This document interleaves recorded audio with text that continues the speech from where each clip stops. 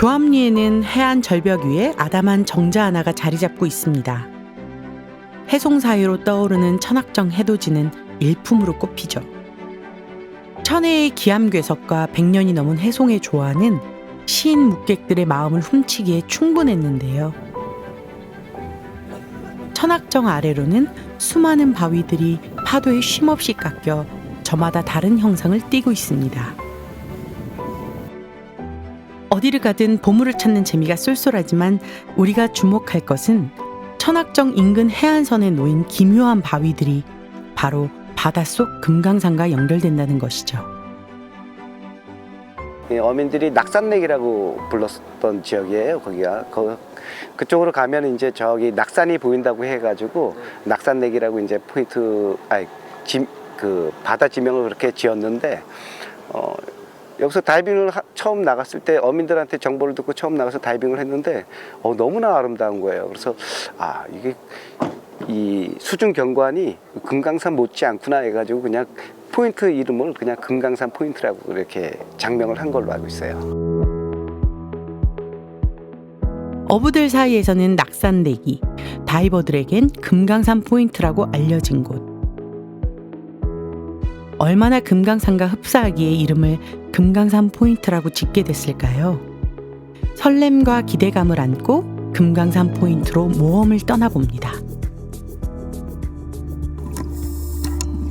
수심 25m는 들어가야 만날 수 있는 해저 금강산.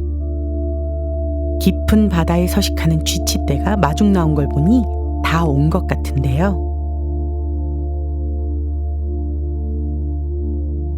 드디어 베일에 쌓였던 금강산 포인트가 눈앞에 펼쳐졌습니다. 갑자기 나타난 불청객의 불편한 심기를 드러내는 문어.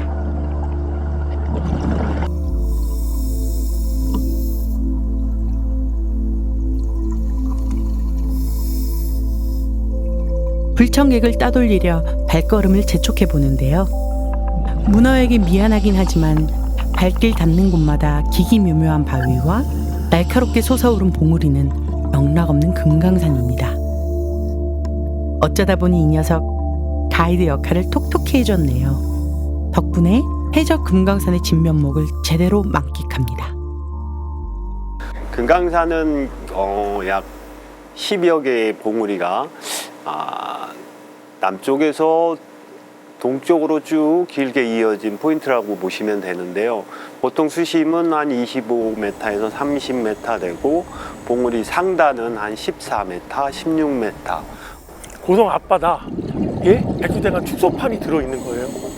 그 지형과 그 봉우리와 안방과 그 수중 생물들이 마치 그 사계절을 이루는 것처럼 봄, 여름, 가을, 겨울을 다 구성해내고 있어요.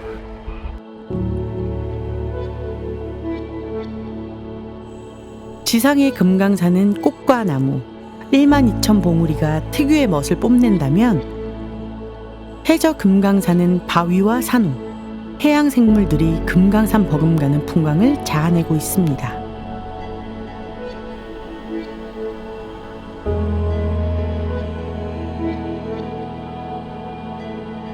곳곳에 협곡과 크고 작은 안반들로 구성되어 있어 다양한 생태계를 만날 수 있는데요.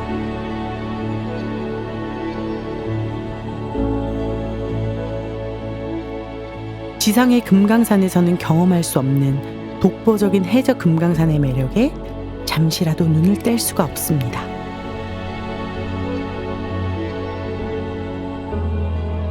좀 웅장해요.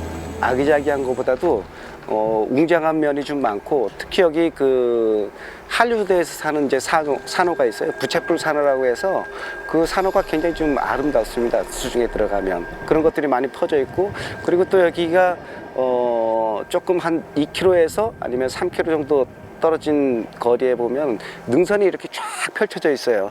그 능선에 가보면 정말 형형색색으로 아름답고, 그 다음에 웅장하고 귀한 개석들이 많이 있어서 다이빙하기에는 굉장히 좋은 포인트들입니다. 유명하고.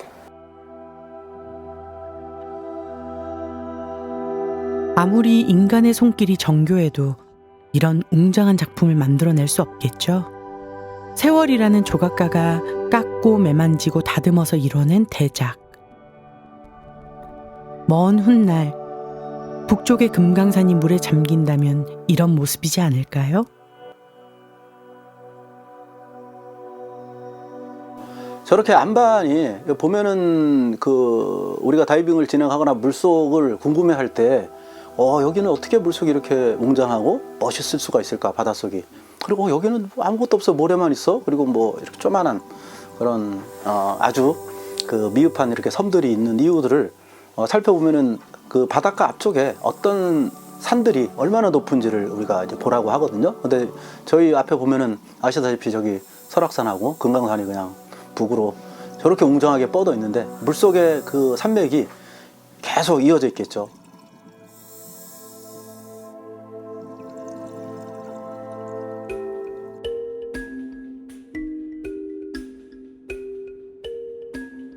북쪽으로는 금강산이, 옆으로는 설악산을 끼고 있는 고성 앞바다는 산맥의 연장선이라고 할 만큼 단조로움과는 거리가 멉니다.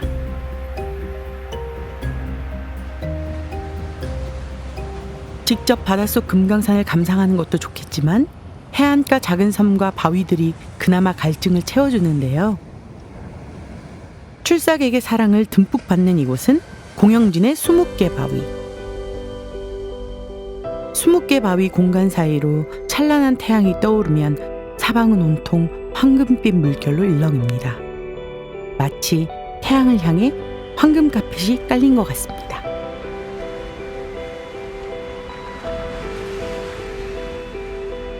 바다 위로 고개를 삐죽 내민 바위가 이렇게도 근사한데 바닷속 광경은 얼마나 우리를 매료시킬까요? 우리가 해저지형이라고 하는 건 따로 있는 게 아니라 육지의 연속선상에 있다라고 생각을 하시면 돼요. 그러니까 육지에 이런 지형이 있다? 그러면 바닷가에도 어느 정도선 이 지형이 연속될 수 있겠네라고 상상을 하시면 됩니다. 우리가 못 볼 뿐이죠. 만약에 해수면이 하강을 한다면, 좀 더 날씨가 추워져가지고 하강을 한다면 뭐 그 땅을 더 걸어간다라고 생각하시면 틀림없을 것 같아요. 그리고 저 먼 바다 같은 경우에는 지금 우리가 보고 있는 해안가의 지형하고는 전혀 다른 경관에, 전혀 다른 모습의 해저 지형도 있습니다. 예를 들어서 뭐 울릉도 독도 주변에서는 해저 지형이 엄청난 규모의 해저 지형들이 있거든요. 거기는 우리가 상상할 수 없는. 상상할 수 없는 자연의 신비는 여기 또 있습니다. 서로 다른 형태의 바위들이 존재감을 뽐내는 이곳은 2017년 국가지질공원으로 지정되기도 했는데요. 고성의 자연은 무엇 하나 허투루 된 것이 없죠. 그 선앙바위에 보면은 허리띠처럼 이렇게 노란 띠가 이렇게 되어 있어요. 노란 띠가. 그게 바로 뭐냐면 우리는 암맥이라고 부릅니다. 마그마가 올라오면서 여기에 힘을 못 받아가지고 밑에서 천천히 식어요. 그런데 선앙바위 주변에 있는 암석은 더 천천히 식었어요. 동일한 어떤 그 가족의 원소들이 나도 굳을 거야 하면서 이 굳는 틈새으로 쑥 들어와 버렸어요. 그래서 여러분 우리가 선앙바위 같은 데 보면 그 부분만 돌출되어 있는 듯한 느낌이 많이 들어요. 그게 풍화에 굉장히 강하기 때문에 그것만 살아남는 그런 현상들이 나타나요. 쉽게 풀리지 않는 자연의 미스터리. 머릿속에 물음표가 가시지 않는다면 조금 더 전문적으로 바닷속을 파헤쳐 볼까 합니다.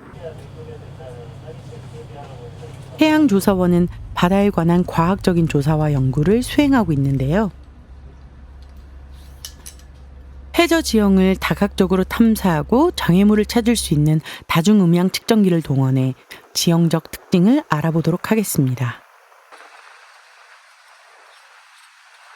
최첨단 장비를 통해 바닷속에 들어가지 않아도 해저 구석구석을 탐험하고 이해할 수 있게 된 것이죠. 이때 음향 측신기는 수중의 음파를 발사하고 반사되어 돌아오는 음파를 분석해서 해저 지형을 측량하는 장비를 말합니다. 이제 화면을 보시면 해양조사선 하부에 설치된 송수증기 소나 헤더에서 다수의 음파를 해저면으로 발사하고 반사된 신호를 처리해서 보시는 모습과 같이 해저 지형을 조사하게 됩니다. 이렇게 얻은 자료로 해저 지형을 입체적으로 파악할 수 있는데요. 800m, 900m 그리고 이제 점점 지나가면 이제 한 1300m까지 이렇게 깊은 고를 지금 형성하고 있습니다. 지금 이렇게 보시면 마이너스 이제 수심 150m부터 지금 최대한 380m까지 지금 연안 쪽 부분은 그렇게 이제 수심이 쭉 깊어지고 있는 고을 형태를 나타내고 있고요. 이제 조금 더 들어갈수록 수심은 더 깊어집니다. 우선 우리나라 동해는 그 남해와 서해와 달리 이제 해안선이 되게 단조롭고요. 남북 방향의 이제 해안선에서 동쪽으로 이제 들어갈수록 수심이 급격하게 깊어지는 경향이 있습니다. 그래서 평균 수심은 약 한 1,500m 정도 되는데 이제 가장 깊은 곳은 약간 이제 좀 더 외로 가면 한 3,000m까지 나오는 지금 경향이 있습니다.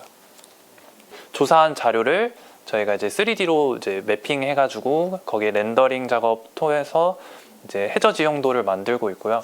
추가적으로 저희가 선박 안전 항해와 학술 연구 등에 이제 필요한 이제 여러 가지 이제 자료들을 추가적으로 생산해서 관련 기관이나 이제 선박 항해하시는 이제 상선이나 어선 분들 이제 선박 항해하시는 분들한테 이제 도움이 되는 그런 정보들도 제공하고 있습니다.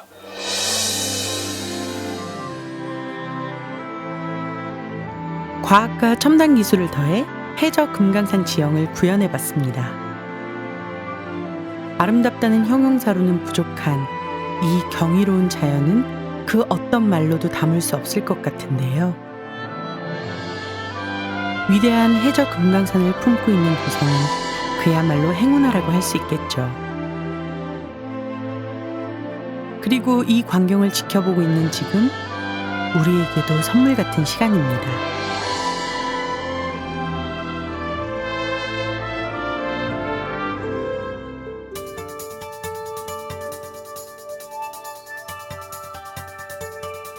숱한 비밀과 호기심으로 가득한 해저 금강산. 이번엔 취재 도중 흥미로운 제보를 받고 아야진 등대로 향했습니다. 이곳은 다이버들 사이에서 유명한 포인트 중 하나인데요. 혹시 바다에 들어갔다가 보물섬이라도 발견한 건가요? 자연적으로 이렇게 나올 수 없는 형상의 고인돌이기 때문에 바위도 크고 그리고 그 안부에 이렇게 세워져 있는 모양들이 누가 봐도 고인돌이 맞습니다. 예. 그러니까 저는 이게 확실히 고인돌이 맞다고 생각합니다.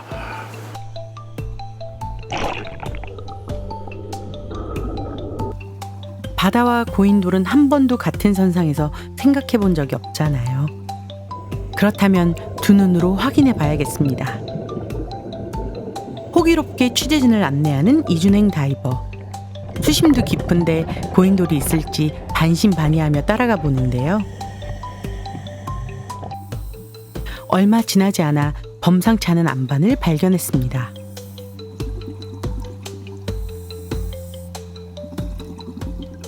울퉁불퉁하게 형성된 보통의 안반과는 달리 칼로 잘라낸 것처럼 반듯반듯. 큰 돌을 둘러세우고 그 위에 넓적한 돌을 덮은 모양새가 고인돌처럼 보이긴 하네요. 바다 깊은 곳의 고인돌이라니 어느 누가 바닷속에 만들어 놓은 건지 아니면 이곳이 예전엔 육지였다는 건지 도통 모르겠습니다.